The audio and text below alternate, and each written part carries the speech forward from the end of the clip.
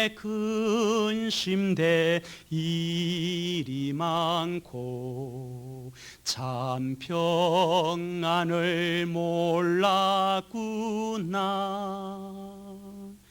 이 세상에 곤고한 일이 많고 참 쉬는 날 없었구나.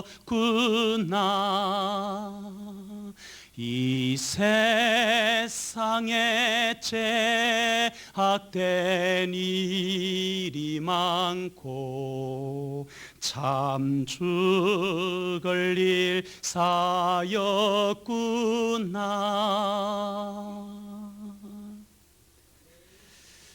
우리가 세상을 살면서 참 근심된 일, 피곤하고 공고한 일들, 살면서 쌓여가는 이 죄악된 일들에 대한 솔직하고 진솔한 고백이 474장 찬송가의 내용입니다. 그러나 신자는 이런 현실에 대한 고백으로 그쳐서는 안 되고 끝나서는 안 됩니다. 이런 현실로부터 예수 그리스도로 말미암아 누리는 자유와 평안을 고백할 수 있어야 하는 것입니다. 그래서 내 주 예수 날로라 부르시니 곧 평안이 시리로다. 내 주 예수 날 사랑하시오니 곧 평안이 시리로다. 내 주 예수 날 건져 주시오니 곧 평안이 시리로다. 우리가 근심된 일, 공고한 일, 죄악된 일이 많이 있지만은 하나님께서 나를 불러주시고 그 가운데에서 나를 사랑하시고 그 가운데에서 나를 건져주셔서 나는 그런 걱정과 염려로부터 참 많은 부분에 자유함을 얻었습니다. 그런 고백이 있어야 할 줄로 압니다. 오늘 걱정과 근심으로부터의 자유 두 번째 시간입니다. 오늘 이 시간에는 일반적인 그런 근심이 아니라 좀 특별한 걱정, 근심에 관해서 말씀을 나누려고 합니다. 지도자라면 누구나 가지고 있어야 하는 근심, 또 가지고 있는 근심, 그러나 그런 걱정과 근심을 벗어버려야 하는 그런 근심에 관하여서 말씀을 나누려고 하는 것입니다. 오늘 우리가 읽은 본문 속에 매 구절 구절마다 근심이라는 단어가 등장하고 있습니다. 우리가 4절을 읽었지만은 한 구절에도 근심이라는 단어가 빠진 것이 없고 또 한 구절에는 2번씩이나 반복되어서 5번이나 나타나고 있습니다. 오늘 본문을 읽으면 바울이 무엇 때문에 이렇게 근심하는지, 고민하는지, 걱정하는지 그 근심의 주체가 읽은 본문 말씀 속에는 분명하게 드러나지 않습니다. 그러나 고린도전서의 배경을 보면은 그것은 바울이 고린도 교회 성도들에 대하여서 책망하고 징계하고 그리고 그 책망하고 징계한 부분들에 대한 근심과 걱정이라는 것을 알게 되는 것입니다. 그래서 오늘 주신 말씀의 제목을 한번 따라해 보겠습니다. 징계의 근심으로부터 자유하라. 다시 한번 징계의 근심으로부터 자유하라. 이 고린도 후서는 고린도 교회에 보낸 바울의 2번째 편지입니다. 고린도 전서의 주된 내용은 무엇이냐 하면은 바울의 자기 자신의 사도권과 그리고 고린도 교회의 잘못에 대하여서 사도 바울이 신랄하게 책망하는 부분에 대하여서 기록을 하고 있습니다. 바울이 고린도 교회 성도들로부터 참 목자다, 참 사도다, 그런 인정을 바울이 떠난 이후에 제대로 받지를 못했습니다.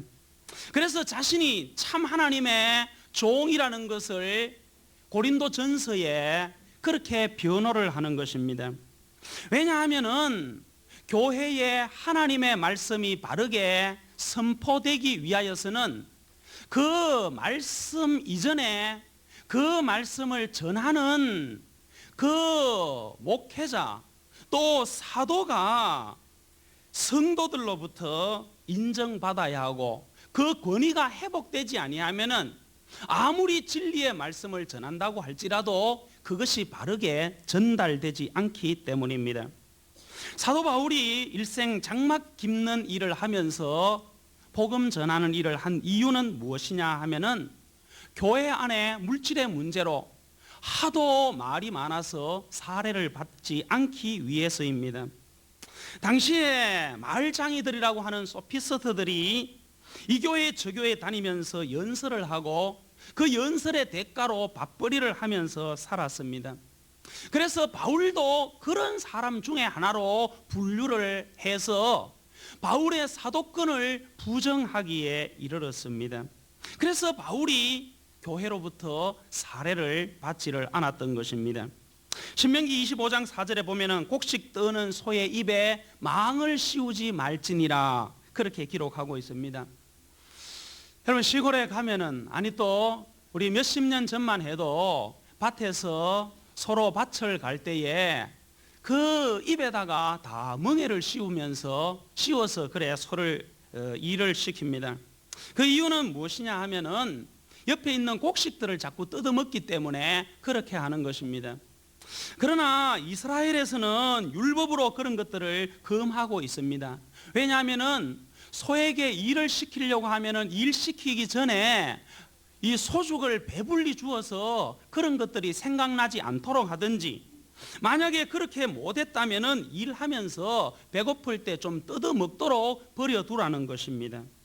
그러나 고린도전서 9장 9절 이하에 보면은 소를 위해서가 아니라 사역자들을 위하여서 주시는 말씀이라고 기록하고 있습니다.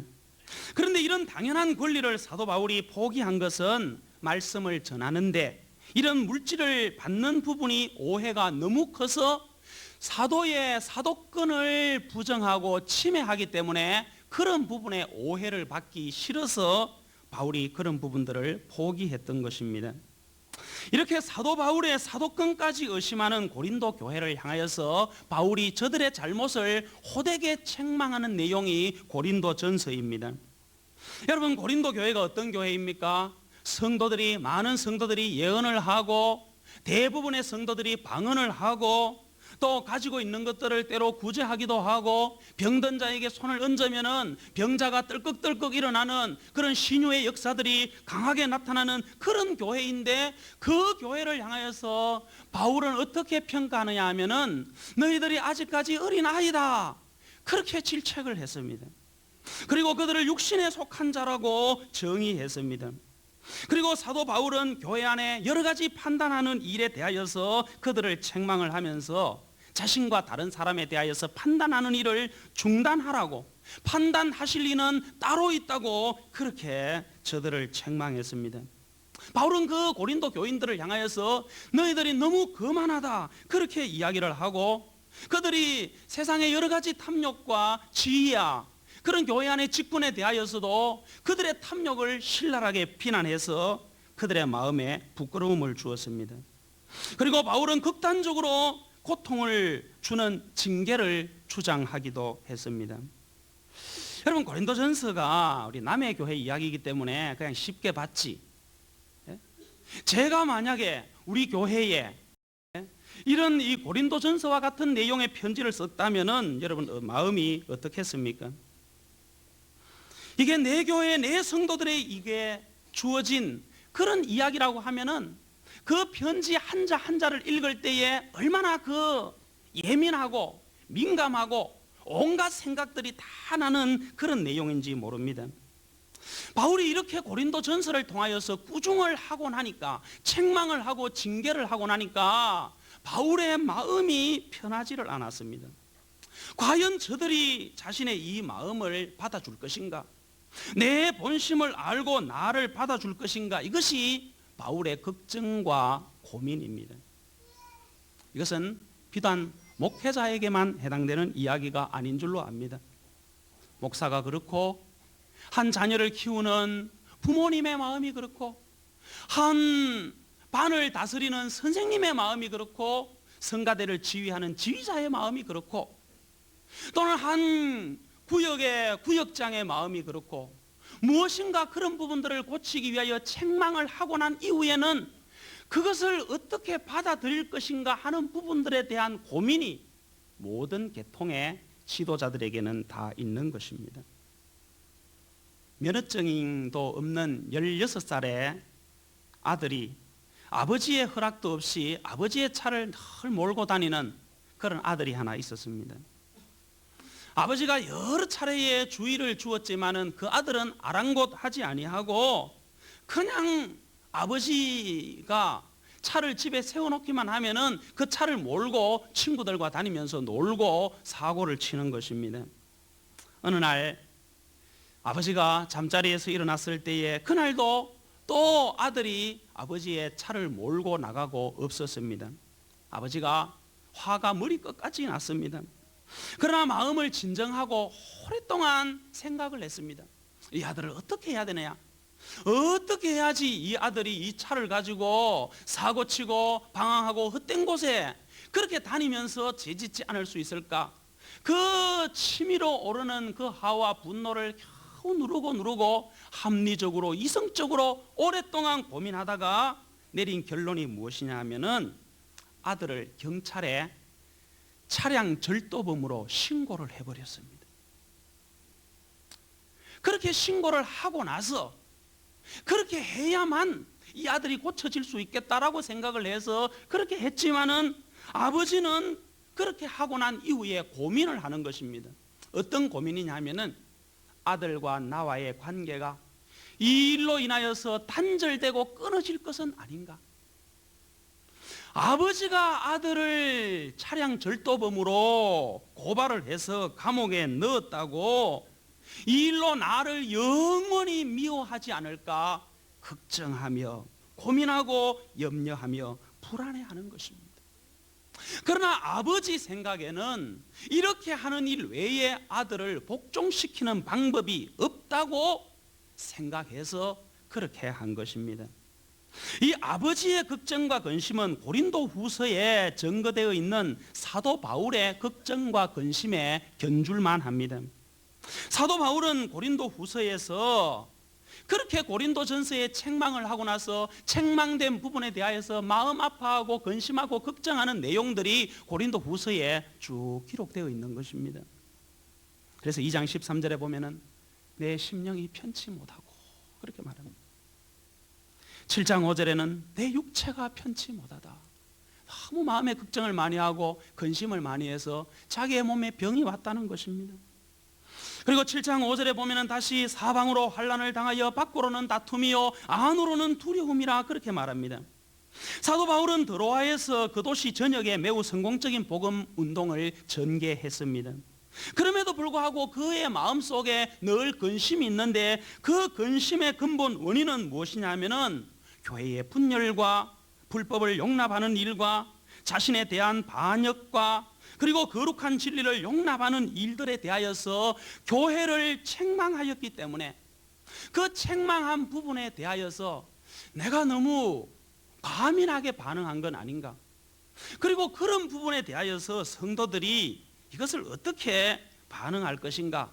그 부분에 대하여서 걱정과 근심과 염려와 불안과 두려움을 가지고 있는 것입니다. 바울이 하나님의 부르심을 받아서 사도가 된 이후에 사도직을 수행하면서 가장 고민한 것이 책망하고 징계하고 난 후에 저들이 바울의 이 마음을 잘 받아줄 것인가 하는 부분이었습니다. 그래서 걱정과 염려 가운데 고린도 교회에 보낸 두 번째 편지가 고린도 후서이고 그런 걱정과 염려와 고민의 내용이 오늘 본문인 것입니다. 오늘 본문의 말씀을 세 번역으로 제가 잠깐 한번 읽어드리겠습니다.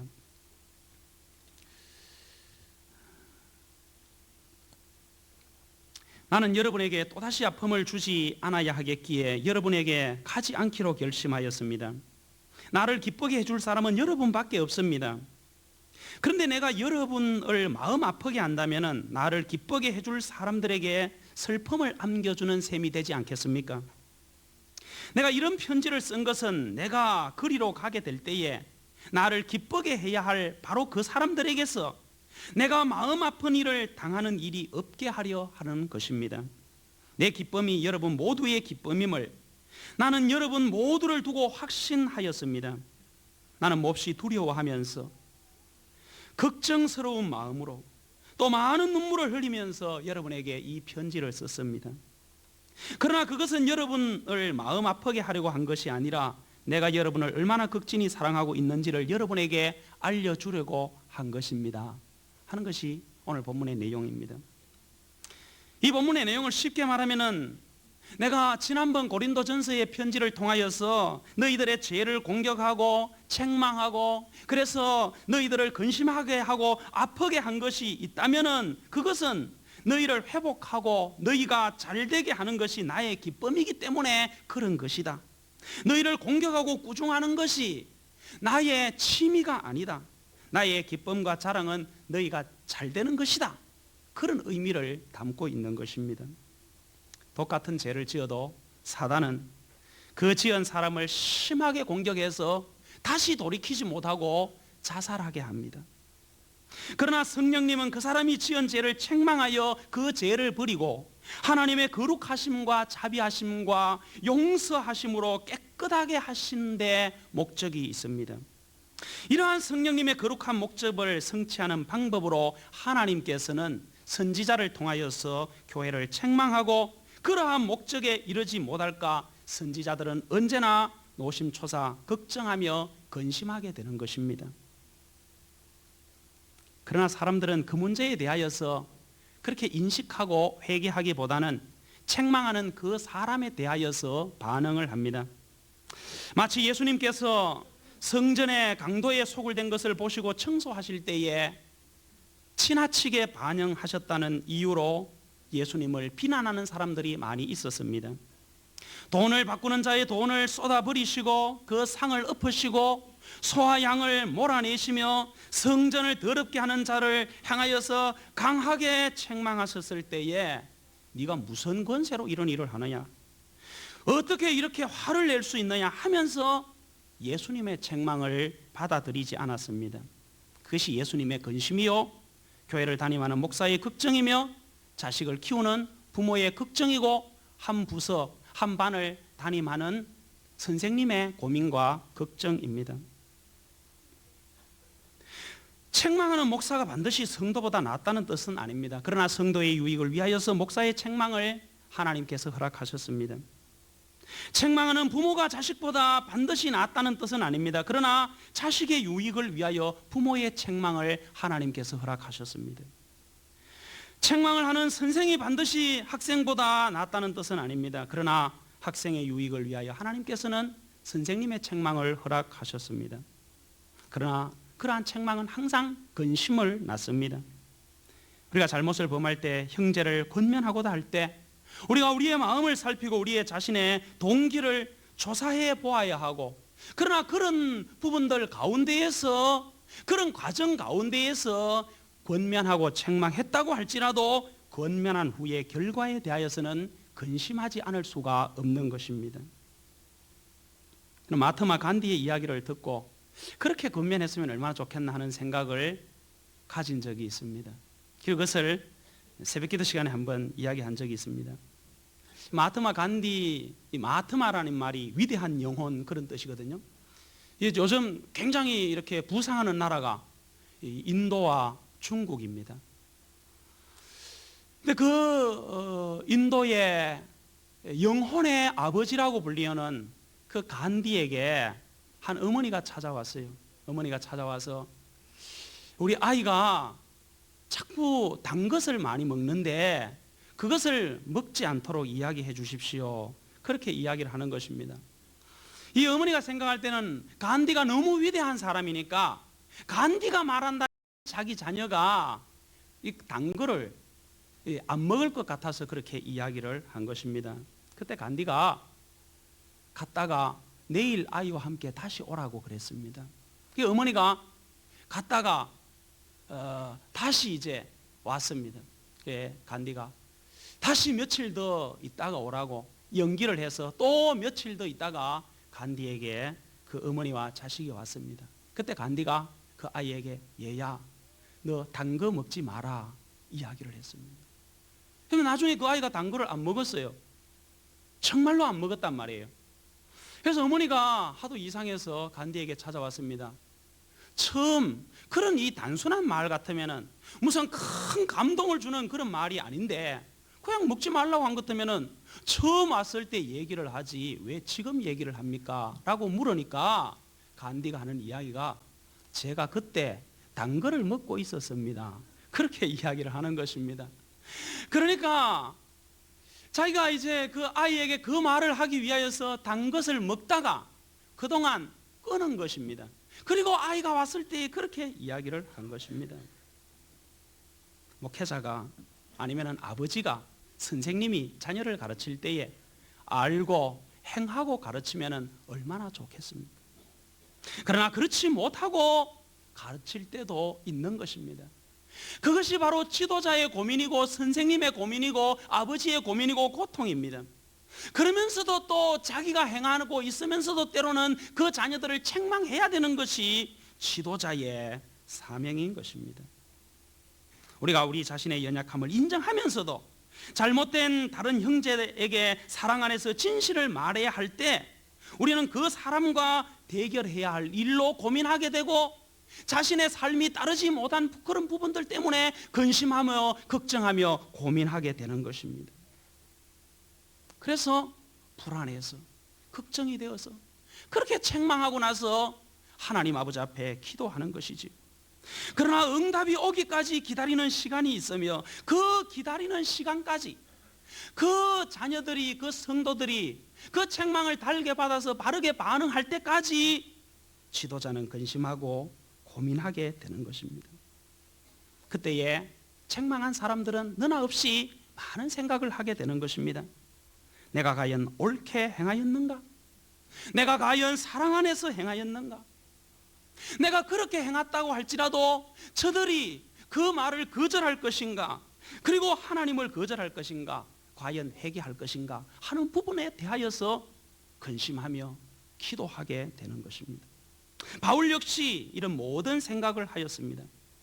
이것이 더욱 바울의 심령을 편치 못하게 했습니다.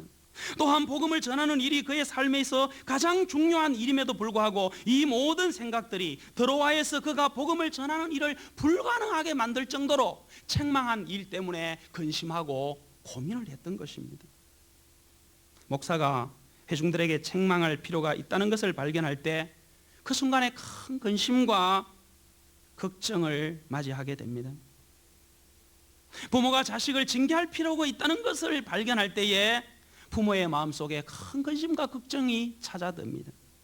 그러므로 징계는 항상 근심과 걱정을 가져다 줍니다. 자식에 대한 부모의 징계도 힘든 것은 마찬가지입니다. 우리는 자식을 징계할 때 사랑을 잃을까? 자식과의 관계가 단절될까 두려워합니다. 때때로 지나치게 두려워한 나머지 우리는 자식에 대한 징계를 보류하거나 아니면은 그 징계 자체도 못하는 그런 사람들도 많이 있는 것입니다.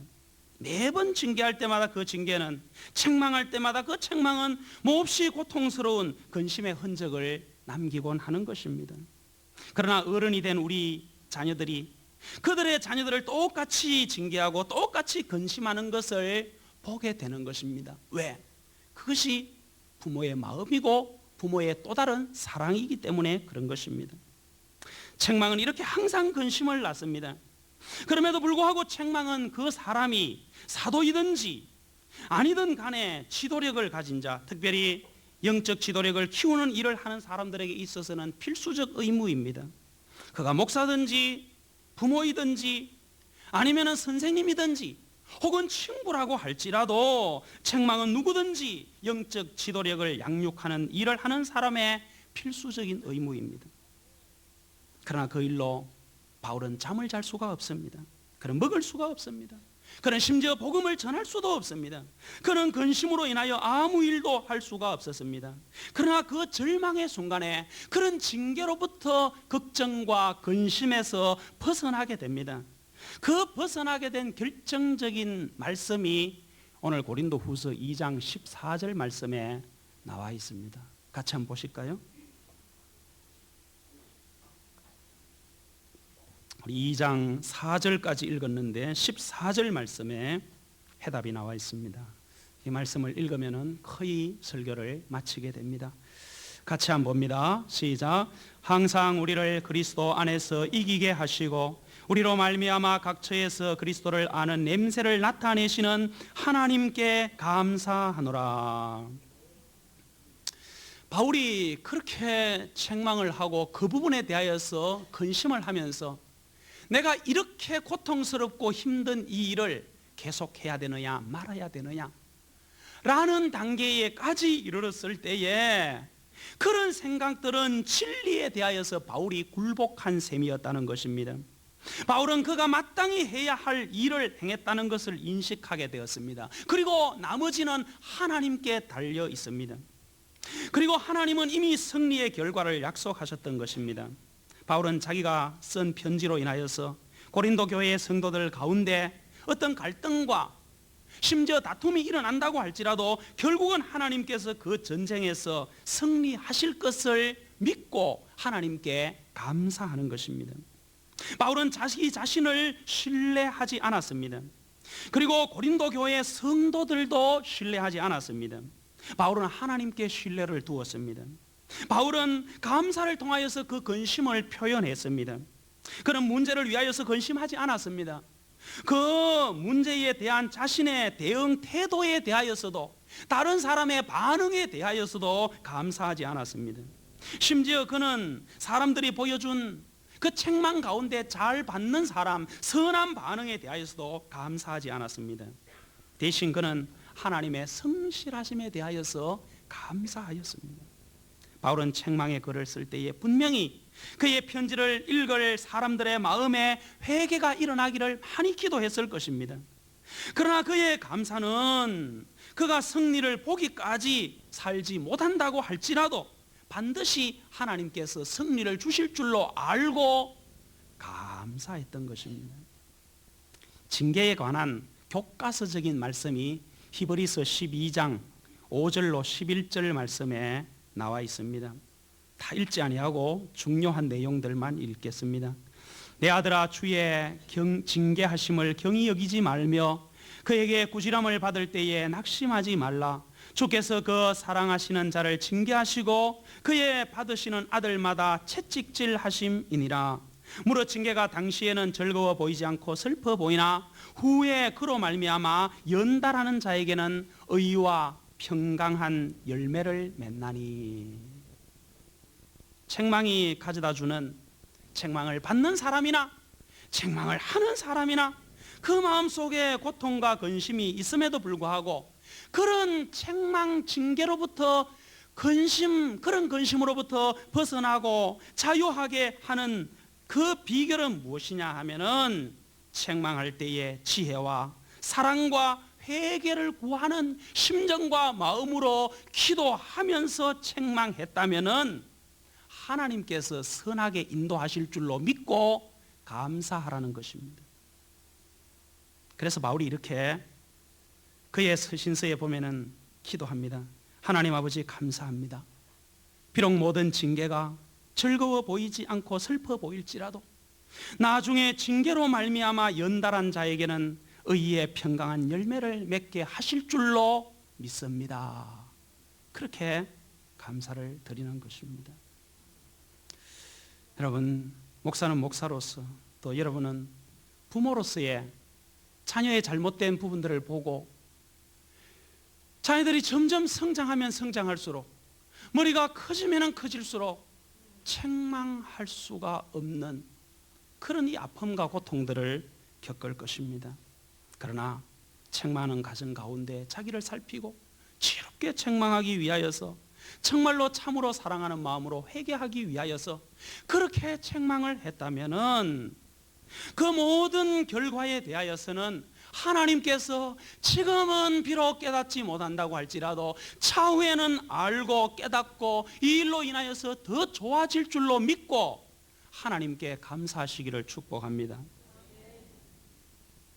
문제를 위해서가 아니고 약속된 결과를 믿고 감사하는 것입니다. 그런 걱정과 근심을 치유하는 비결은 우리가 그 승리를 보았기 때문이 아니라 그 승리를 알고 있기 때문에 하나님께 감사하는 것입니다. 근심을 치유하는 비결은 현재의 환경에서 오직 패배의 요건밖에 보이지 않더라고 할지라도 우리가 잘하기 위해 사랑의 방법으로 정말 돌이켜 새 사람이 되기를 원하는 그런 심정으로 권면했다면 그 부분에 대하여서 여러분들께서 자유하시고 평안하시기를 주님의 이름으로 축복합니다. 기도드리겠습니다. 하나님 아버지, 저희들 이 땅에 살면서 많은 종류의 근심과 걱정을 짊어지고 삽니다. 그러나 그 가운데 아이가 자라서 어른이 되고 신자들이 점점 성장해서 중직자가 되고 나도 모르게 어떤 지위와 위치에 놓여 있을 때에 그 지도자만이 볼 수 있는 그런 잘못된 부분에 대하여서 고치기 위하여 무던히 노력하고 애쓰고 권고하고 때로는 책망하고 때로는 화를 내고 그 이후에 그 결과에 대하여서 나를 받아주지 않을까봐, 나를 멀리할까봐, 나를 미워할까봐 두려워하는 그런 마음들이 부모에게도 선생님에게도 한 부서를 맡아서 지도하는 지도자들에게 있습니다. 하나님, 그러나 중심한 마음으로 권면하고 책망한 것을 하나님께서 책임져 주실 줄로 믿고 모든 성도들이 맡은 바 주어진 일에 적극적으로 그 사명을 잘 감당할 수 있도록 은혜 나리여 주시옵소서. 예수님의 이름으로 기도드리옵나이다. 아멘. 준비한 예물을 하나님께 드립니다.